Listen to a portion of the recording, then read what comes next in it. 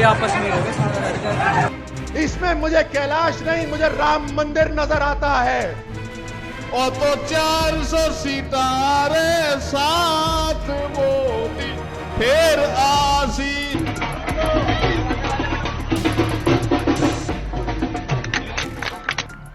पिछले 3-4 दिनों से संघियों की टपोरीबाजी के ऊपर कोई वीडियो नहीं बना पा रहा था। किस तरीके से ये वोट मांगने जा रहे हैं, इनको लतियाया जा रहा है, जूतों की माला डाली जा रही है, इनको भगाया हुआ जा रहा है, इस तरह के इंसिडेंट पे वीडियो नहीं बना पाया था। तो आज सोचा कि सोशल मीडिया पर कुछ ढूंढ लिया जाए। देखने लगा तो इनकी जो ओछी हरकतें हैं उनकी कम से कम 10-12 नेताओं की वीडियो आ गई।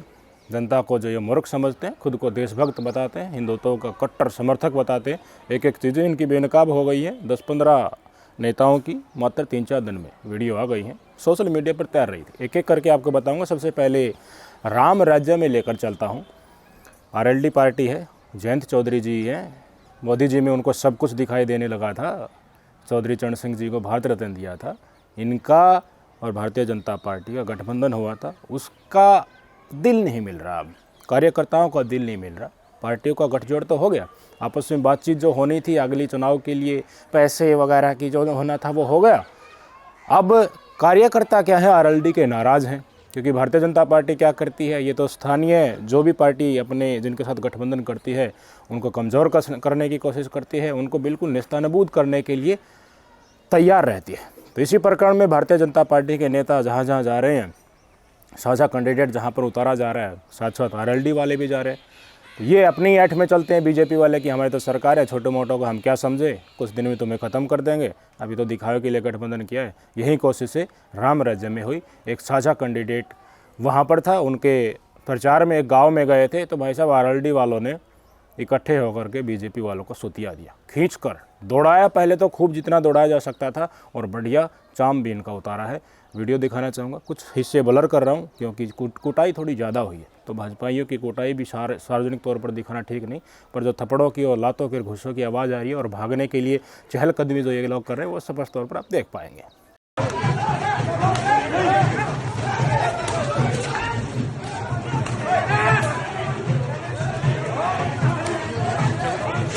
इनके आपस में हो गए।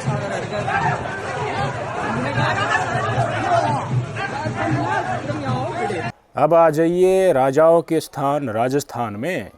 भारतीय जनता पार्टी के पिछले 3 बार से सांसद हैं अर्जुन मेघवाल जी। अब धरातल के मुद्दों के ऊपर वोट मांगने का चारा या कोई उसके अकॉर्डिंग एनवायरनमेंट तो बचा नहीं है।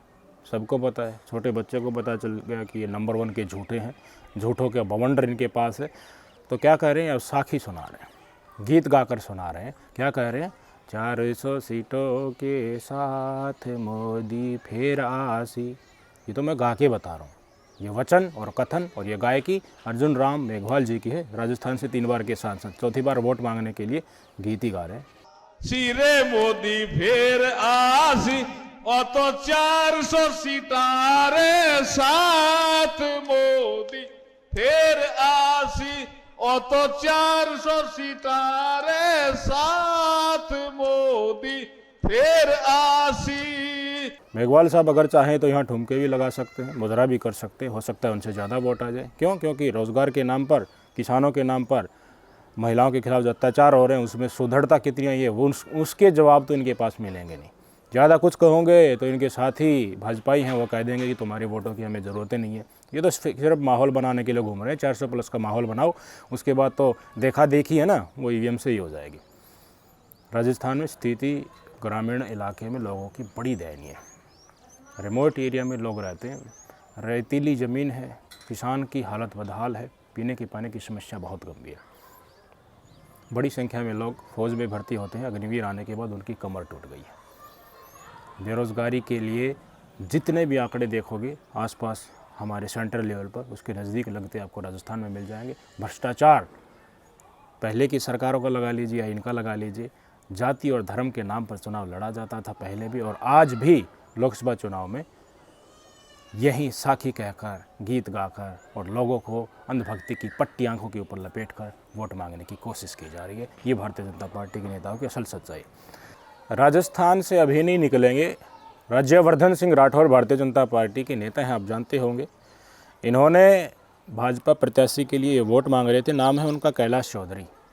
तो वोट मांगने के लिए इनके पास चारा क्या होता है? 370 का जिक्र कर देंगे, राम मंदिर का जिक्र कर देंगे, हिंदू मुसलमान का जिक्र कर देंगे। इस परिधि से तो बाहर ये निकलते नहीं है। तो कैलाश चौधरी के प्रति वोट मांग रहे थे तो साइड में उनको खड़ा किया और कहा कि मुझे इनमें काशी नज़र आता है, मुझे इनमें राम मंदिर नज़र आता है। आपने जो वोट दिया था उसी की वजह से राम मंदिर बना है। सुन लीजिए। ये कैलाश नहीं, इसमें मुझे कैलाश नहीं, मुझे काशी नजर आता है। इसमें मुझे कैलाश नहीं, मुझे राम मंदिर नजर आता है। क्या आपको नजर आता है राम मंदिर बनते हुए? आपने इनको वोट दिया तभी राम मंदिर बना। एक एक वोट कीमती है, एक एक वोट कीमती है। काशी और राम मंदिर ही क्यों, प्रभु श्री राम ही क्यों, आपको तो इनमें आर्यमान, शक्तिमान, पता नहीं क्या क्या ध्रुव तारा भी इनके अंदर नज़र आ जाएगा। जनता को मूर्ख समझ के बैठे हैं लोग। जिक्र करना चाहिए रोज़गार का, जिक्र करना चाहिए इस देश में घटती आमदनी का, जिक्र करना चाहिए बदहाल होती अर्थव्यवस्था का, जिक्र करना चाहिए जो वादे इन्होंने सत्ता में आने से पहले किए थे वो किस तरह जुमलेबाजी में तब्दील हो रहे हैं। जिक्र करना चाहिए क्यों इस देश के छात्र और किसान और गरीब आत्महत्या क्यों कर रहे हैं। क्या समाधान है? देश को आर्थिक पटरी पर दौड़ाने के लिए किस कानून और नियति और पटकथा के तहत ये आगे बढ़ रहे हैं। लेकिन वो बातें आपको भारतीय जनता पार्टी के नेताओं के वर्डिक्ट में मिलेगी ही नहीं। असल तो क्या है कि इनके पास वही नेता रहते हैं जिनका भेजा थोड़ा संघ टाइप का ही होता है। गाली गलौज करने में, धर्म के नाम पर अनर्गल बातें करने में, नफरत फैलाने का जिनकी मंशा होती है वहीं भारतीय जनता पार्टी के माहौल में टिक पाता है। पढ़े लिखे लोग, सभ्य लोग, सबको एक साथ लेकर चलने वाले लोग ऐसी पार्टी में जाते हैं जहां पर इज्जत होती है, लोकतंत्र के तहत चीज़ें होती हैं, सबको एक साथ लेकर चला जाता है। देख लिया इनके कथन क्या थे। अभी कहाँ लेकर चलूँ आपको? पीएम मोदी के गृह राज्य गुजरात में लेकर चलता हूँ। स्थिति क्या हो चुकी है मैंने वीडियो बनाकर बता दिया। 3 व्यक्ति, जिनमें से कुछ पहले सांसद भी रह चुके हैं, टिकट देने के बाद भी इन्होंने चुनाव लड़ने से इनकार कर दिया। जी हाँ, 3 व्यक्ति 3 सीटों से इनकार कर दिया।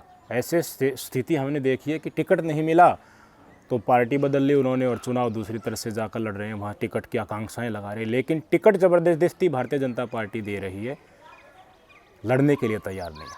क्यों? क्योंकि औकात नहीं है, हिम्मत नहीं है धरातल पर जनता के बीच में जाकर वोट मांगने की। ऐसे मुख्यमंत्री वहाँ पर बैठा दिए कि सब कुछ इतना झाल मेले के साथ गड़बड़ी कर दी, किसी भी वर्ग के व्यक्ति खुश नहीं है। डर रहे हैं भारतीय जनता पार्टी के लोग, सिर्फ मोदी मोदी मोदी मोदी चिल्लाते रहो। असली लहर और असली जो इनकी छवि थी मोदी जी की, वो जुमलेबाजी में तब्दील हो चुकी है। उसका असल चाल चरित्र चेहरा अगर पता चला है तो गुजरात के लोगों को पता चला है, क्योंकि वहीं सबसे पहले इसकी जयजयकार बोलते थे और सबसे पहले फिसड्डी इनकी लहर वहीं पर हुई है। उनको इनकी असल औकात पता चल गई है। कुछ चुनिंदा व्यक्तियों के हवाले ही सारे संसाधन किए जा रहे हैं जिनके नाम आपको अच्छी तरीके से पता है। और आम जनता, हमारे और आपके जैसी, और गुजरात की जनता में भी आम जनता है। ये तो नहीं कि हर व्यक्ति, हर गुजराती के लिए इसने बड़े बड़े काम कर दिए होंगे, वो भी इसी तरह से तरस्त है। कितने दिन मोदी के चेहरे पर वोट मांगोगे भाई? स्थानीय धरातल के ऊपर लोकसभा क्षेत्र में क्या काम किया, लोग तो मांगेंगे ना जवाब। अब क्या हो रहा है, टोपी जो होती है ना भाजपा की, ज्वाइनिंग करते समय पहनाते हैं, इनकी रैलियों में पहने रहते हैं, और गमछा होता है बीजेपी का, रोड पे फेंक दिया लोगों ने। देख लीजिए वीडियो।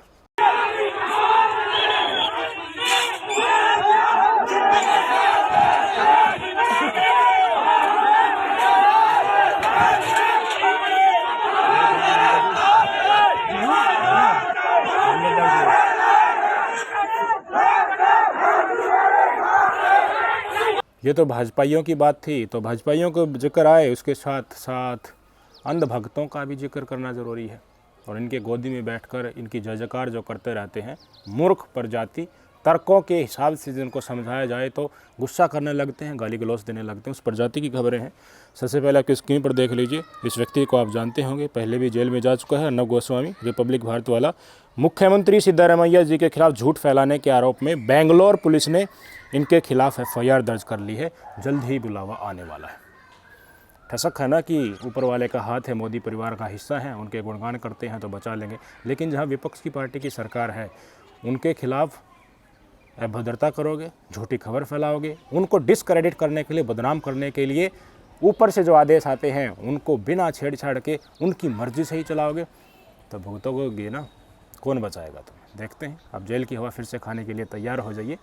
अगर सरकार उनकी है और बातचीत आपकी होती है तो विपक्ष को बिल्कुल जीरो ही समझोगे, इज्जत के लायक ही नहीं समझोगे। सरकार तो वो भी चला रहे हैं, मुख्यमंत्री हैं, जनता ने मांगी, जनता ने चुना है। टुकड़े तुम्हें हड्डी भारतीय जनता पार्टी दे रही है तो उनको बेइज्जत करने में तनिक भी गिरोज नहीं करोगे। पता चलेगा, अंधभक्तों को देख लेना चाहिए। आगे देखिए, इस आदमी को आप जानते होंगे, अजीत भारती। केजरीवाल जी जेल में हैं, उनकी पत्नी ने कई स्टेटमेंट पढ़े हैं अरविंद केजरीवाल ने जो अंदर से भेजे हैं, जल मंत्रालय को भेजे थे और दूसरे विभाग को भेजे थे, और उनकी स्थिति क्या है, जो संदेश जो अंदर से जेल से पहुंचा रहे हैं वो पढ़े थे। तो भाई साहब, संघियों की क्या आदत होती है, अंधभक्तों की क्या आदत होती है, ये जो इनके वोटर्स नहीं होते हैं, बीजेपी के वोटर्स नहीं होते हैं या इनकी विचारधारा से समर्थक में नहीं होते, उनको गाली गलौज देते हैं, बुरे बुरे शब्दों का इस्तेमाल करते हैं, तनिक भी गुरेज नहीं करते हैं ऐसी भाषा का इस्तेमाल करने में जिससे हर लोगों को शर्म आ जाए। यही व्यक्ति है जो कभी सीजीआई चंद्रचूड़ को बदनाम करता है, कभी कांग्रेस के ऊपर जो निम्नतम स्तर की टिप्पणी करता है, केजरीवाल और उसके परिवार को गाली गलौज देता है। इसने यही किया, आपकी स्क्रीन पर देखिए, इन्होंने लिखा, नमस्कार, मेरा नाम जलेबी बाई, मैं आलू की लुगाई, वीडियो शिखर ही। अरविंद केजरीवाल जी की धर्मपत्नी को बदनाम करने के लिए इसने एक स्क्रीनशॉट पेश किया जिसमें केजरीवाल जी की धर्मपत्नी की जगह ये खुद बैठा हुआ नज़र आ रहा है और औरतों के कपड़े पहने हुआ है। ट्रोल करने के लिए, उनको उनकी बेइज्जती करने के लिए वीडियो बनाने वाला था। सोशल मीडिया पर ये चीज़ें वायरल हुई और इनकी असल औकात इनको पता चली। अब ये ट्वीट डिलीट करके भाग गया, माफ़ी वीर बन रहा है। गोडसेवादियों की जो हरकतें होती हैं वो करैक्टरिस्टिक्स दिखा रहा है। सीजीआई चंद्रचूड़ साहब ने कहा था कि देखिए, मुझे बदनाम करने की सोशल मीडिया पर कोशिश की गई, मैं कहीं जा नहीं रहा था।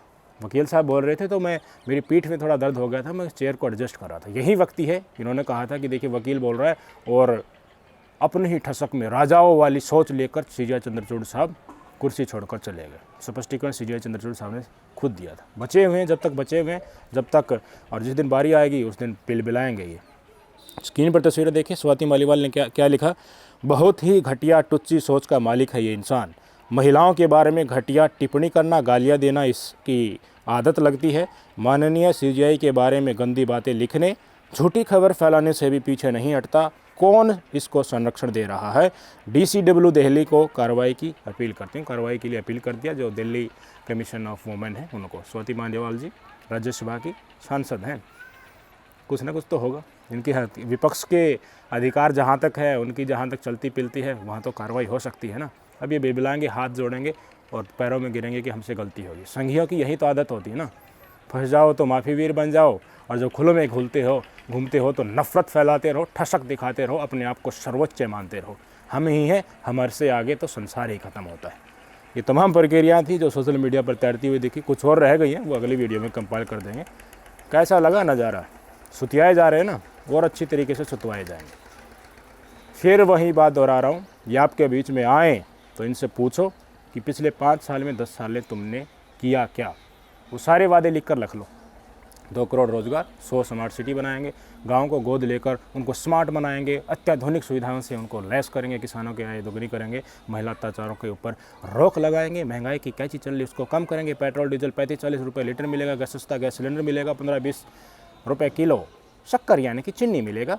ये तमाम वादे जो आपसे किए गए थे, रोज़गार के वादे किए गए थे, महिलाओं से वादे किए गए थे, GST को लेकर जो वादे किए गए थे, मध्यम और छोटे उद्यमों को उभारने के किसानों से जो वादे किए गए थे, वो तमाम वादे याद रखो और इनसे पूछो कि क्या हुआ। गली आएंगे, मुझे पता है इनकी आदत होती है, संघियों की गाली गलौज करते हैं, माताओं बहनों की गाली देते हैं, लेकिन लोकतंत्र बचाने के लिए तो सहना पड़ेगा, क्या करें। कभी आपका समय आएगा तो इनके लठ भी बजाने का मौका आपको मिलेगा। ये इनकी बिशाद होती है, ये बिल में घुस जाते हैं, जब समय आता नहीं ऐसे बिल में घुस जाएंगे, फिर कई दिन दिखेंगे नहीं। और जब माहौल बनता है तो जिस तरह बरसाती मेंढक होते हैं ना, बरसात होने लगती है तो चारों तरफ से टर टर टर करते रहते, वैसे ही निकल आते। तो अब इनका चलन है, भोगते हैं ये लोग, तो इनको इनकी असल औकात दिखाओ। भारतीय जनता पार्टी का जो भी सांसद, विधायक, कार्यकर्ता आपके बीच आ रहा है, तर्क के साथ पूछो कि तुमने हमारे लिए किया क्या।